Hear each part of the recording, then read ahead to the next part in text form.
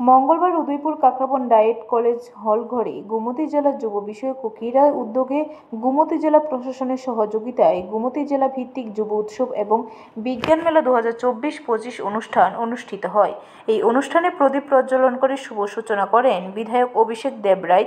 এছাড়া অন্যান্যদের মধ্যে উপস্থিত ছিলেন বিধায়ক জিতেন্দ্র মজুমদার, বিধায়ক পাঠানলাল জমাতিয়া, গোমতী জেলা পরিষদের সভাধিপতি দেবল দেব রায়, উদয়পুর পৌর পরিষদের পৌরপিতা শীতলচন্দ্র মজুমদার, কাকরাবন পঞ্চায়েত সমিতির চেয়ারপারসন সুপ্রিয়া সাহা, গোমতী জেলা যুব ও ক্রীড়া বিষয়ক উপপরিচালক বনজিৎ বাগচি, মহকুমা পুলিশ আধিকারিক নির্মাণ দাস সহ আরো অনেকে।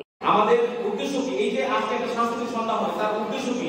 যুবকদের যারা শাসনে থাকে তাদের উচিত যে গ্রামগঞ্জ, এই গ্রামগঞ্জের মধ্যে অনেক গরিব মানুষ থাকে, তাদের কাছে টাকা পয়সা নেই আগরতলা যাওয়া, গিয়ে সিনেমা দেখা, বা তাদের কাছে টাকা পয়সা নেই কলকাতাকে বিনোদন করা।